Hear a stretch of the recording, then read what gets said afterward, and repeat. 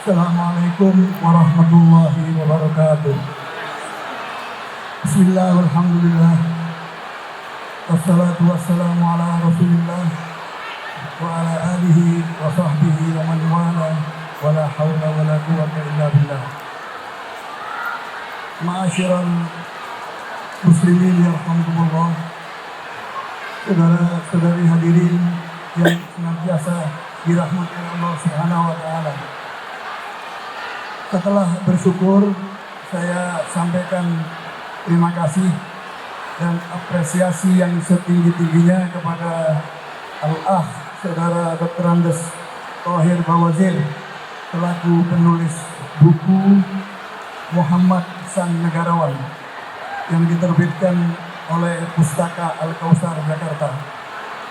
Tadi kita semua sudah mendengar uraian singkat tentang buku yang ditulis oleh beliau. Ada satu tadi mungkin yang tidak disebutkan, bahwa Pustaka Al-Kausar ini sudah menerbitkan lebih dari 2.500 buku. Saya kira ini sebuah prestasi yang luar biasa, yang membanggakan bagi suatu penerbit Islami yang ada di Indonesia. Dan yang menarik lagi, owner dari Al-Kausar ini sekarang juga tertarik menulis sejumlah buku-buku keislaman. Mudah-mudahan buku-buku yang diterbitkan, dan saya yakin buku Muhammad Sang Negarawan ini bukan buku terakhir beliau, tapi masih ada lagi judul-judul buku yang lain yang insya Allah tunggu saja nanti akan diterbitkan oleh Pustaka Al-Kausar. Kita semua sudah mendengar cuplikan dari buku yang dilaunching pada hari ini.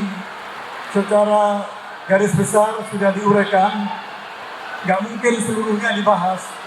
Kalau seluruhnya dibahas mungkin nggak ada yang beli nanti di Pustaka Al-Kausar, karena mereka sudah merekam semua ini. Jadi cukup menggambarkan kepada kita bahwa memang Pak Thohir, buku ini memang buku langka.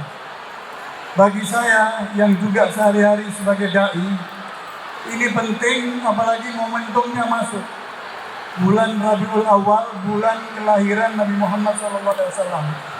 Ditambah pula tadi sudah disebutkan, hari-hari ini merupakan hari yang disebut sejak awal sebagai tahun politik. Paling tidak buku ini insya Allah menginspirasi para politisi kita. Buku ini harus meyakinkan bahwa politik itu tidak kotor. Kalau politik itu kotor, kemudian dihindari oleh politisi muslim, maka yang rugi adalah mayoritas yang populasinya terbanyak di Indonesia ini, yaitu umat Islam. Buku ini benar memang menginspirasi kita, karena para dai kita ini sekarang jarang bicara tentang sisi-sisi lain dari Rasulullah SAW. Yang sering disampaikan itu adalah secara normatif, kelahiran beliau, ibadah beliau, sunnah-sunnah beliau. Tapi sunnah-sunnah yang lain tidak. Justru yang lebih penting itu bagaimana di hari-hari kita berada sekarang ini untuk menampilkan sisi-sisi yang cukup esensial, yaitu kenegarawanan Nabi Muhammad SAW. Kita bisa melihat bahwa sebelum risalah itu diberikan kepada Nabi Muhammad pada usia yang muda, Rasulullah itu mendapat kepercayaan untuk menyelesaikan dan memberikan solusi kepada suatu perkara yang nyaris bisa menimbulkan pertikaian berdarah-darah di kalangan kaum Quraisy, yaitu upaya siapa yang akan meletakkan Hajar Aswad dari suku-suku yang ada. Tiap-tiap suku merasa paling berhak untuk meletakkan Hajar Aswad. Maka akhirnya ketika mereka mengalami deadlock, mereka ada yang mengusulkan sebaiknya gagasan atau pelaksanaan untuk meletakkan batu Hajar Aswad itu Muhammad yang akan bisa menyelesaikan. Dan memang benar di tangan Muhammad SAW semuanya selesai dan pertikaian yang diduga akan menimbulkan pertikaian yang berdarah-darah tidak terjadi. Artinya ada solusi yang langsung diberikan oleh Rasulullah Muhammad SAW. Karena sehari-hari Nabi Muhammad itu tidak ditolak oleh masyarakat Quraisy sebagai orang yang berpribadian, yang berkarakter yang baik. Pertama, Siddiq itu artinya selalu berkata-kata yang benar. Kalau kita lihat di dalam Al-Quran, itu diabadikan ketika Rasulullah dengan siddiqnya kemudian mengajak sahabat-sahabatnya untuk berlaku siddiq, sehingga sahabat utamanya mendapat gelar As-Siddiq. Siddiq itu adalah orang yang selalu berkata-kata yang benar. Dulu daulan sabida yukaffir ankum sayyi'atikum. Kalau engkau berkata-kata yang benar, maka engkau akan diampuni. Yaghfir lakum dzunubakum, diampuni dosa-dosanya.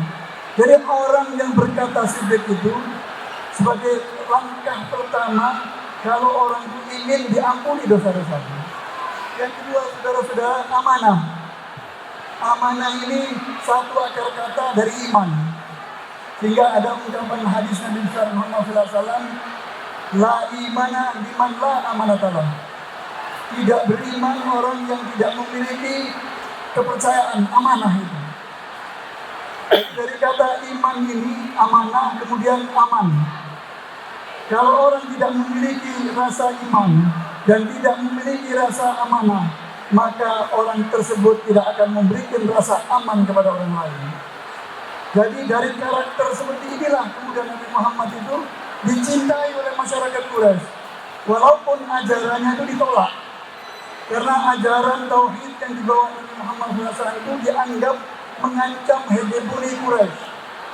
Tapi dari segi karakternya, siddiq, amanah, kemudian ada lagi tabligh, cara komunikasi yang baik, ya, komunikasi politik kalau dalam era sekarang ini, itu tidak ada yang menolak, tidak ada yang menafikan hal itu.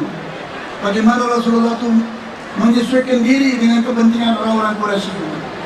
Hanya saja mereka orang Quraisy itu menolak karena Rasulullah membawa misi tauhid, itu saja. Yang terakhir, sifat-sifat dan karakter beliau adalah fatona, cerdas di dalam merespon persoalan-persoalan sosial yang terjadi. Sehingga akhirnya tidak ada alasan orang-orang Quraisy yang tidak beriman kepada Rasulullah itu menolak karakter dan sifat-sifat yang baik dari Rasulullah SAW. Tapi namanya saja karena ini masyarakat jahiliyah yang tetap tunduk patuh pada leluhur-leluhur mereka yang jauh dalam masa fatratin minar rasul, kevakuman kerasulan itu, maka inilah menjadi penghalang besar mereka menerima risalah Nabi Muhammad SAW. Akhirnya melalui sumber wahyu Rasulullah kemudian diperintahkan untuk hijrah ke Madinah. Ketika beliau hijrah ke Madinah pun kita melihat bagaimana kenegarawanan Nabi Muhammad SAW itu. Di sana ada dua suku besar, Aus dan Hazrat. Aus dan Hazrat itu adalah dua suku besar yang mungkin bertahun-tahun bahkan berabad di Madinah dari orang-orang Yahudi.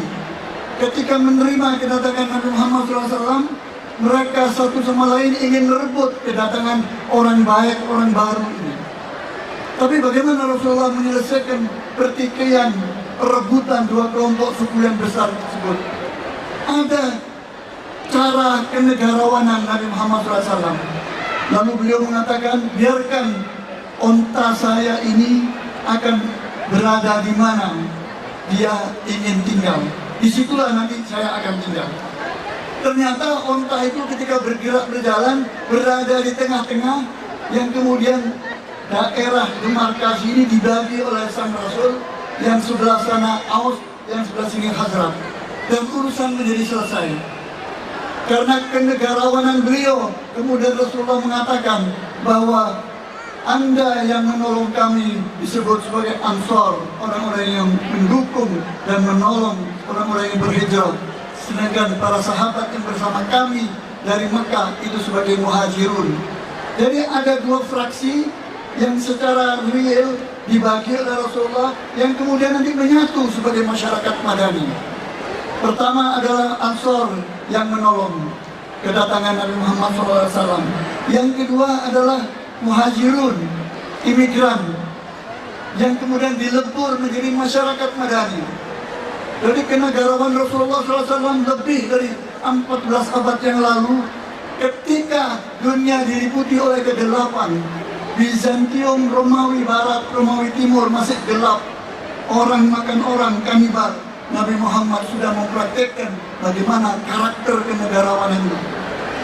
Ini saya kira saudara-saudara sekalian jarang diungkap pada peringatan-peringatan Maulid Nabi yang orang selalu berbicara tentang secara normatif itu juga. Di dalam situasi sekarang ini kita menghadapi tahun politik, saya kira perlu buku seperti ini sebagai buku yang harus menginspirasi para dai kita. Jadi ini yang dilakukan oleh Rasulullah SAW. Ada satu lagi, seringkali orang-orang Barat itu mengajari kita HAM, hak asasi manusia.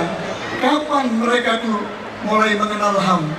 Lebih dari 14 abad yang lampau, Rasulullah SAW ketika melepas pasukan militer menuju ke Mu'tah, yaitu negeri antara Yordan dan Syam, Rasulullah berpidato secara politik di sana, mengatakan sebagai negarawan yang luar biasa, nanti ketika Anda melakukan intervensi ke negeri ini untuk melawan Bizantium, Romawi Timur dan Romawi Barat dengan pasukannya yang ratusan ribu dikerahkan, jangan gentar, jangan takut, lawan mereka. Tapi satu syaratnya, jangan kau bunuh anak-anak, jangan kau bunuh wanita, jangan engkau ganggu orang-orang yang beribadah di gereja-gereja mereka, jangan memotong pohon-pohonan, jangan menyerang dari belakang, jangan bunuh orang yang sudah tua. Saya kira belum ada seorang negarawan dari manapun, apalagi pada masa itu, yang bisa mendeklarasikan hak-hak asasi manusia seperti apa yang dilakukan oleh baginda Rasulullah SAW seperti itu. Oleh karena itu harus kita tolak jika ada orang-orang Barat, baik itu filsuf Yunani dari manapun atau filsuf-filsuf modern yang ada, yang juga dikutip di dalam buku ini, yang mengajarkan kepada kita hak-hak asasi manusia, karena mereka bukan deklarator hak-hak asasi manusia. Lengkap Rasulullah sebagai seorang negarawan sudah memberikan kepada kita bagaimana rambu-rambu kita bernegara dan berbangsa ini. Kemudian belum lagi ada Piagam Madinah yang mengakomodasi keinginan-keinginan daripada masyarakat-masyarakat yang non-Muslim pada saat itu, baik dari Yahudi maupun dari Nasrani maupun penyembah berhala. Rasulullah dengan tegas berdasarkan wahyu mengatakan, ta'alau ila kalimatin sawa, datanglah kemari engkau, kita sepakati kalimat sawa. Apa kalimat sawa itu? Jangan menyembah kecuali kepada Allah. Satu saja permintaan Allah, permintaan Rasulullah SAW. Jangan menyembah selain Allah, dan jangan menjadikan rob kamu, ya, pendeta-pendeta kamu, pemimpin-pemimpin agama kamu sebagai pengganti Tuhan. Artinya jangan mengkultuskan pemimpin-pemimpin agama kamu. Itu aja yang diminta. Baru kemudian mari kita sama-sama membangun Madinah. Dari kata Yathrib, kota lama, kemudian dijadikan sebagai Al-Madinah, yang kemudian itu terakhir dengan Al-Madinatul Munawwarah, negeri yang bercahaya. Inilah negara pertama Islam. Pertama membangun masyarakat. Ada masyarakat minoritas yang dilindungi berdasarkan perjanjian Piagam Madinah, yang juga diadopsi di negeri kita dengan Piagam Jakarta. Ada Pancasila, sila pertama, nilai-nilai ketuhanan. Pembukaan Undang-Undang Dasar 45 dengan berkat rahmat Allah. Ada pasal 29, negara ini berdasarkan ketuhanan yang Maha Esa. Ada lagu Indonesia Raya, bangunlah jiwanya sebelum membangun fisik. Jadi nilai-nilai itu saya kira diadopsi dari apa kenegarawanan Nabi Muhammad SAW. Tapi jangan berhenti di situ. Politisi-politisi Muslim harus menambah kembali, menggali kenegarawanan Nabi Muhammad SAW. Bagaimana menghadapi orang-orang minoritas yang sekarang itu merasa terancam karena hanya mendapatkan pendapat-pendapat yang stereotip yang tidak berdasarkan dari nilai-nilai apa yang diajarkan oleh ajaran Islam. Perhatikanlah ketika terakhir bagaimana Rasulullah mendesain Madinah sebagai negara yang kemudian kuat. Pada saatnya kemudian Rasulullah SAW melakukan pembukaan kota Mekah kembali setelah sekian lama ditinggalkan oleh Rasulullah dan para sahabat. Dengan pasukan yang tentu bersenjata, tapi maksudnya bukan untuk berperang dan menghabisi atau melakukan dendam kepada orang-orang kafir dulu yang melakukan peperangan, yang menyebabkan peperangan-peperangan untuk menghabisi Rasulullah SAW dan para sahabat dan para pengikutnya. Dalam perjalanan menuju ke Mekah dengan pasukan yang cukup besar, di sana Rasulullah meraih kemenangan. Kalau dalam bahasa Jawa itu disebutkan menang orang nasorati, menang tapi tidak membuat orang lain terhina. Ada orang-orang penduduk Mekah bertanya bahwa ini jangan-jangan balas dendam. Abu Sufyan melarikan diri. Orang-orangnya Abu Sufyan melarikan diri. Abu Sufyan sebelum masuk Islam dia berlindung di rumah ketakutan. Ada Zuhair, ini buzzer yang terkenal di zaman Rasulullah, dengan syair-syairnya mengobarkan semangat Quraisy untuk menumpas Nabi Muhammad melalui syair-syairnya. Ini buzzer utama untuk mengganyang Nabi Muhammad SAW. Itu mau melarikan diri. Tapi untung dia punya misanan yang baik. Untung dia punya sepupu yang baik namanya Bujair. Untuk mengejar Zuhair yang akan lari ke Afrika. Dia bilang, Zuhair, kamu jangan lari. Datanglah ke Muhammad. Pasti Muhammad memaafkan kamu. Oh tidak, pasti Muhammad akan meninggal kepala saya. Karena pasukannya sudah besar. Dia masuk ke Mekah, pasti akan menguasai Mekah kembali. Tapi apa kata Bujair? Datanglah, pasti memaafkan. Al-yom yomul marhamah, al-yom tukshal Ka'bah. Hari ini adalah hari kasih sayang.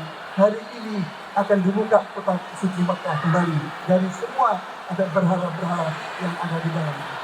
Nah, di sini saudara-saudara sekalian, hadirin hadirat, saya ingin mengatakan begitu tingginya nilai-nilai kenegarawanan dari Nabi Muhammad SAW yang sebagian mungkin banyak diketahui kita, ya, sebagian lagi perlu kita gali agar masyarakat umum tahu bahwa Rasulullah SAW itu negarawan yang unggul, tiada tara bandingan.